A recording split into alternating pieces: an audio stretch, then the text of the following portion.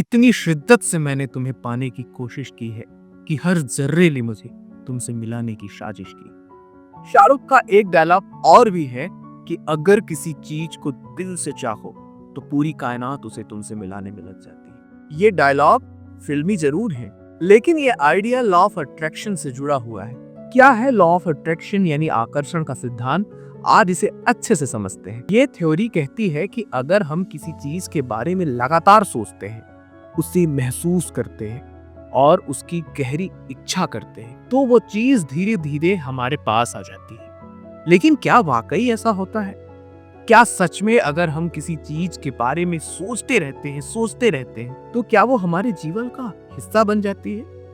दरअसल law of attraction हमें यह समझाने की कोशिश करता है कि जब हम किसी चीज के बारे में लगातार सोचते हैं, तो हम एक ऐसी एनर्जी जनरेट करते हैं जो ब्रह्मांड में समान ऊर्जा को अट्रैक्ट करती है।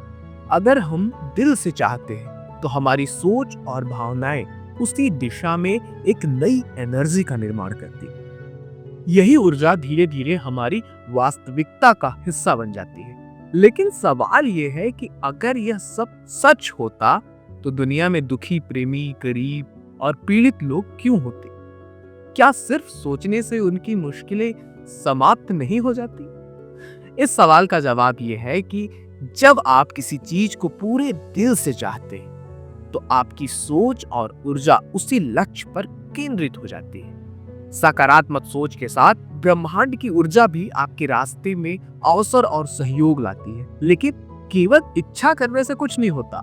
मेहनत, धैर्य और समर्पण, इन सब का महत्व है। आपकी मेहनत और पॉजिटिव थिंकिंग के साथ ही सही डायरेक्शन में किए गए प्रयास ही आपके लिए परिणाम ला सकते हैं। इस सिद्धांत में एक गहरी आध्यात्मिकता भी छिपी है। जब आप सच्चे मन और निष्ठा से किसी चीज की कामना करते हैं, तो आप खुद को ब्रह्मांड के साथ जोड़ लेते हैं और चीजें अपने आप आसान होने लगती हैं। हालांकि लॉ ऑफ अट्रैक्शन एक पावरफुल थ्योरी है, पर यह ध्यान रखना जरूरी है कि केवल चाहने से कुछ नहीं होता। सही डायरेक्शन में काम करना बहुत जरूरी है। कभी कभी इच्छाओं का पूरा ना होना भी जीवन के लिए फायदेमंद होता है, क्योंकि हर चीज हमारे लिए सही नहीं होती।